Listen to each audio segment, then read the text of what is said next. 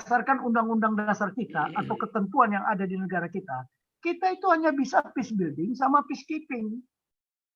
Ya, peacemaking aja kita nggak bisa. Masalah pembentukan negara Israel atau pembentukan negara Palestina nggak bisa. Ngawur aja itu, udah melanggar undang-undang. Nah, kalau peacekeeping, kita pasukan penjaga perdamaian. Bukan peace operation ya. Beda. Nah, peace building, kita bisa sebagai pasukan untuk membangun negara itu yang sudah hancur. Nah, sekarang mau membangun apa? Kita ke sana udah dicurigai Israel. Karena kita dianggap sekutunya Palestina. Nah, itu ya. Tolong ini kita buka sejarah ini semua.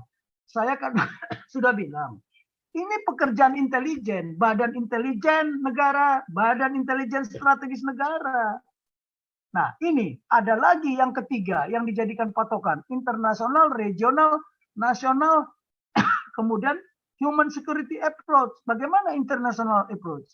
Katanya Indonesia anggota non-blok. Tapi kita berblok-blok. Ya. OKI.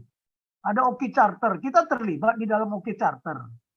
Ya, kan ada 5 kemarin. Salah satu itu tadi memperjuangkan, membantu perjuangan Palestina itu supaya merdeka. Ada lagi also agreement.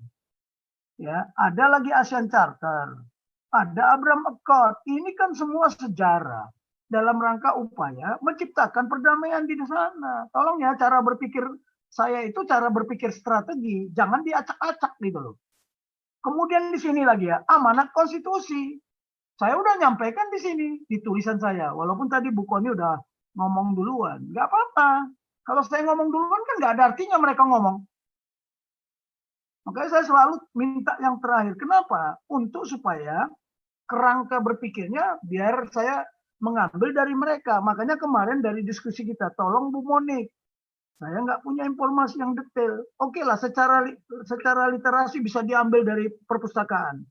Tapi fakta mungkin di perpustakaan juga ada hoaknya. Buktinya tadi. Kemenlu kok menyatakan bahwa ibu kota Palestina Israel. Nah, ini amanat konstitusi. Kemudian paradigma nasional. Sekarang contoh, dengan membela Palestina, memusuhin Israel. Dari paradigma pertama, kesadaran kita sebagai anak bangsa, itu tersobek-sobek nggak? Semangat kebangkitan nasional bangsa Indonesia, tapi yang muncul semangat kebangkitan khilafah. Jangan apa ya, jangan salah. Palestina itu kan pionnya Iran, pionnya Turki, pionnya Rusia. Makanya tadi saya bilang, Palestina itu memenuhi syarat nggak sebagai suatu bangsa? Malah orang bangsa Batak malah memenuhi syarat. Kenapa? Bangsa Batak itu punya bahasa, punya tulisan, punya wilayah, punya rakyat. Tapi nggak berdaulat. Kenapa nggak berdaulat? Karena sudah menyerahkan identitasnya dari bangsa menjadi suku bangsa Indonesia, menjadi bangsa Indonesia. Sekarang, tapi jadi masalah besar itu Pak Jenderal. Apanya? Jadi kesalahan besar itu. Nah iya. Sekarang ya, kalau Batak itu merdeka sejak dulu, tidak bersatu dengan Indonesia, mungkin lebih makmur dari Singapura. Jangan salah, karena di sana ada segala-galanya. Ada laut, ada sungai, tanahnya subur, udaranya dingin, sejuk. Tapi kita ketinggalan. Kenapa? Karena kita mengorbankan identitas kita. Sebagai bangsa, bangsa menjadi suku bangsa Batak. Tapi orang Batak itu di kepalanya tetap, kami orang Batak tetap bangsoi. Biar tahu, karena suatu hari pasti gitu loh. Nah sekarang kita harus mikir ini semuanya. Kalau tidak ya repot lah, ya kan? Jadi ini apa yang kita jadi landasan? Oke. Nah sekarang biar tahu aja ya, kita mau bertanya. Tadi kembali ke halaman 15. Halaman 15. Ya. Nah, ini kan sudah jelas, ya kan? Kita mau ngambil keputusan apa? Tapi keputusan pemerintah, ya ini membela kepentingan Palestina, tetap dan konsisten. Kayaknya sudah abadi. Aduh, otaknya di mana? Emangnya ada yang abadi di dunia ini?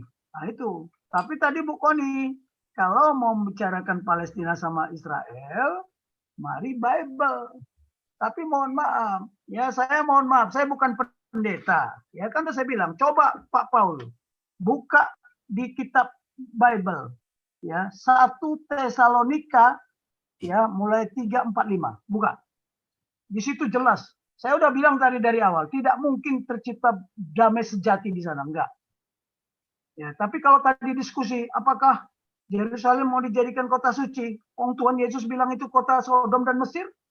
Secara spiritual, ya itu Sodom dan Mesir, di mana Tuhan kita disalibkan. Nah, sekarang kita mau menentang Tuhan atau mau mengikuti pendapat manusia? Silakan aja ya. Kalau bagi saya, enggak. Ya, dan itulah makanya Tuhan Yesus dari awal sudah perintahkan kepada Rasulnya, jangan tinggalkan Yerusalem. Satu. Yang kedua, kenapa Tuhan sedih melihat Yerusalem?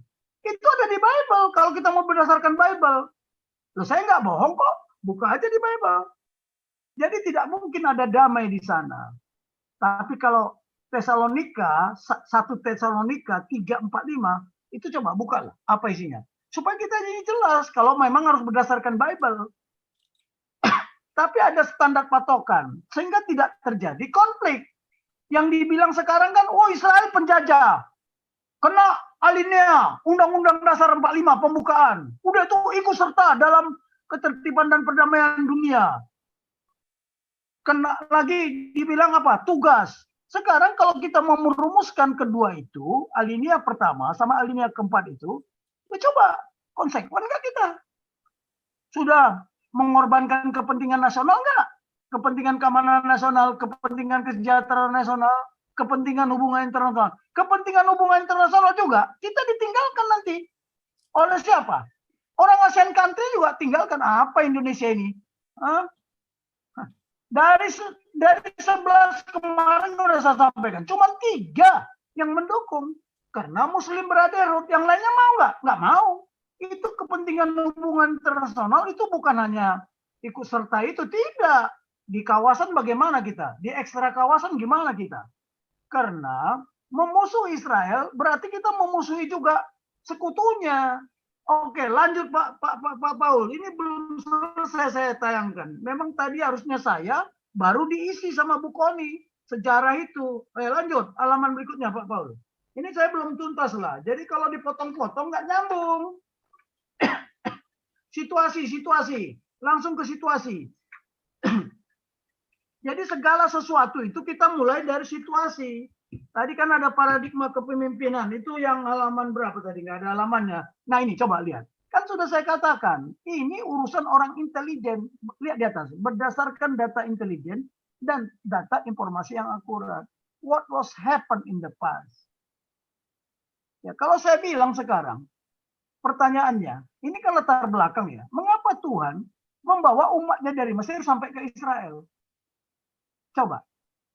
Kan pertanyaannya itu, siapa yang membentuk negara bangsa Israel? Nah itu kan konstitusi kerajaan Tuhan. Mau menentang Tuhan? Oh silakan aja. Tapi Indonesia sudah mengutuk-ngutuk kan?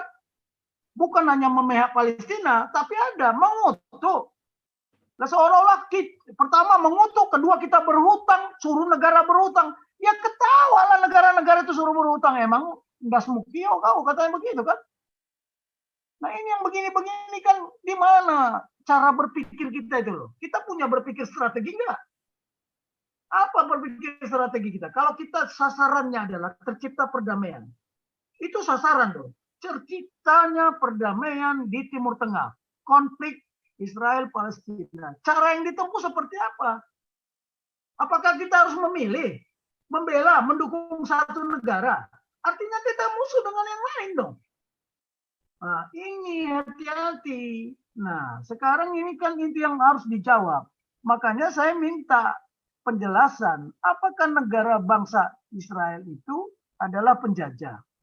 Apa? Bukti dia seorang penjajah. Padahal menurut cerita Bu Monik, ya dari sejarah-sejarahnya, mereka berjuang untuk apa? Ke tanah. Tanah apa? Tanah perjanjian. Perjanjian dari mana? Dari Tuhan sendiri kan. Yang begini-begini ini kalau tidak jelas, kita akan konflik. Karena cara pandang kita berbeda. Kita tidak perlu visi di sini, tapi cara pandangnya harus sama. bagaimana kita melihat Israel, bagaimana kita melihat Palestina. Dari penjelasannya Pak Paul kemarin ya, bahwa Palestina ini bukan satu bangsa, tapi bangsa yang dibentuk, bangsa bentukan. Dia punya tulisan nggak? Dia punya bahasa nggak? Kemudian dia punya bangsa nggak? Khusus Palestina. Makanya saya bilang Tuhan itu menciptakan DNA. DNA-nya sama nggak? Ada. Dengan Filistin yang lalu. Nah yang begini-begini kan harus ada bukti. Ya, katanya Palestina yang sekarang beda, bukan Filistin yang lalu. Tapi harus kita buktikan, itu harus tertuang di dalam situasi. Dari situasi nanti akan beralih ke tugas pokok. Coba lihat tadi yang ada sebelumnya ini, Pak Paul. Coba sebelumnya ini, Pak Paul. Sebelum halaman ini, saya lupa tadi menyatukan halaman. Soalnya baru selesai. Saya juga mengejar waktu ya. Ini coba. Nah, tugas pokok. Dari situasi itu baru kita bisa dapat tugas pokok. Dan tugas-tugas. Artinya apa? Ada tugas prioritas, ada tugas tambahan. Apakah memperjuangkan bangsa Israel itu tugas pokok? Apa itu cuma tugas tambahan? Mana yang diprioritaskan? Makanya kalau Pak Endro Priyono, ya, Israel sama Palestina bukan urusan kita. Tapi terjadi konflik paradigma di sini. Pak Endro ngomong begitu dicaci maki dia. Tapi Wakil Ketua MPR Nur Hidayat ngomong, wah Palestina urusan kita. Kenapa dia ngomong urusan kita? Karena dia benang merahnya khilafah. Bukan Endorgan. Endorgan itu punya visi apa? Saya yakin khilafah akan bangkit lagi.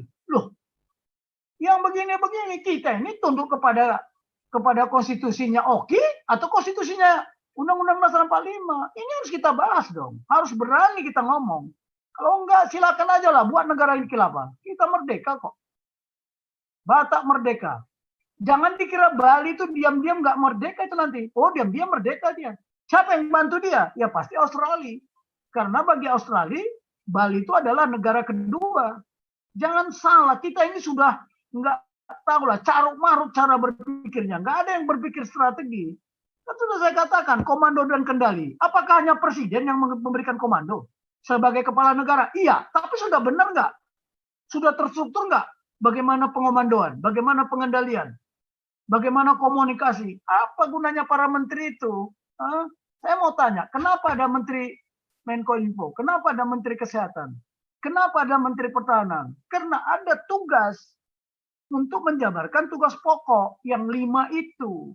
Dibutuhkanlah menteri pertahanan, dibutuhkan panglima TNI, dibutuhkan Polri. Ini harus jelas. Ini namanya kepemimpinan strategik.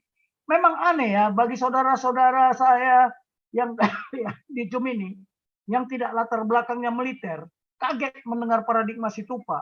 Tapi kalau coba ngomong sama Donald Trump, tahu nggak ini situasi tugas Situpa ini? Wah, hafal betul dia. Makanya dia selalu mengeluarkan apa? Executive order.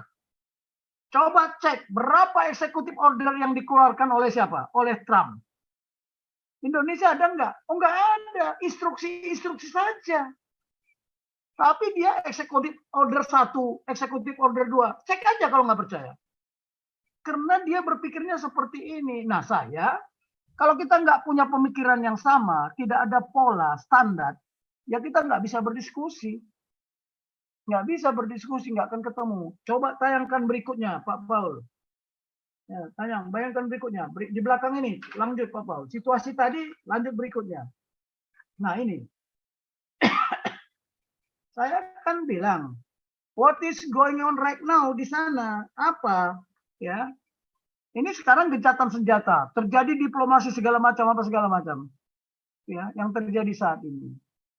Tapi ini bisa mendamaikan perdamaian nggak? Oke, lanjut yang selanjutnya Pak Paul setelah ini. Ini what is going on right now. Terjadi saat ini. Nah, intelijen harus mengikuti ini terus. Baik itu BIN. Nah, ini. Yang ketiga, what next? Apa yang akan terjadi masa mendatang? Berdasarkan apa? Perkiraan keadaan intelijen strategis. Pertanyaannya, what next? Apa betul mereka damai? Atau ada apa masih gencatan senjata itu betul gencatan senjata dilakukan? Ternyata kan tidak. Nah, lanjut lagi yang terakhir, what if? Coba what if? Tolong kita belajar gini. Nah, ini coba. Ini lebih parah kemungkinan jika terjadi. Belum terjadi. Belum terjadi, baru peranggapan. Dan di dalam perencanaan, ini penting sekali. Ini pokok-pokok pikiran yang harus kita bahas. Ini asumsi yang belum menjadi fakta. Ya, beberapa peranggapan. Pertama, kemungkinan terjadi perang di kawasan Timur Tengah jika negara Rusia, Turki, Iran, dan sekutunya serta koalisinya terlibat mendukung pihak Palestina. Negara Amerika dan sekutunya serta koalisinya terlibat dalam mendukung pihak Israel. Sekutu itu namanya aliansi. Tapi koalisi ya koalisi. Kalau aliansi, mereka itu sudah terikat erat. Tapi kalau koalisi, bisa sewaktu-waktu dia tidak ikut. Kalau aliansi pasti. Nah, seperti kalau terjadi umpamanya di Laut Cina Selatan. Ya, Amerika sebagai negara kawasan terlibat. Australia terlibat enggak? Oh, jelas terlibat. Terlibat. Nah, itu tadi. Vanuatu terlibat enggak? Tuvalu terlibat enggak? Ya kan? Semua itu. Nah, terlibat mendukung pihak Israel. Terjadilah perang dunia di sana. Kemungkinan keterlibatan Indonesia di mana? Indonesia, Malaysia, Brunei. Karena sebagai anggota OKI. Ya. Dan ASEAN mendukung Palestina. Tapi yang 3 ini, yang 9 lagi kemana? Apa dampaknya bagi kepentingan nasional Indonesia? Saya udah bilang, kita dengan keputusan kita membela Palestina, kemungkinan Papua lepas loh. Kemungkinan Papua lepas. Begitu Papua lepas, merembet-rembet nanti. Percaya sama saya. Percaya. Apalagi situasi dalam negeri ini. Ya, khilafah, kafir, segala macam. Oh, bisa pecah negara ini. Ya nggak tahu lah kalau ramalan pelibatan, ya. Apakah kita akan pecah nanti? Ya nggak tahu. Nah, ini. Lanjut lagi Pak Paul. Masih ada nggak di belakangnya itu? Oke, di belakangnya masih ada nggak? Ah, ini situasi regional. Nanti kayak seperti apa regional kawasan ASEAN ini? Kawasan Timur Jauh, kawasan ASEAN, ya. Kemudian satu lagi, itu memang belum saya isi, saya kosongkan. Memang itulah yang harus kita pikirkan bersama. Lanjut Pak Paul, satu lagi nih. Satu lagi Pak Paul.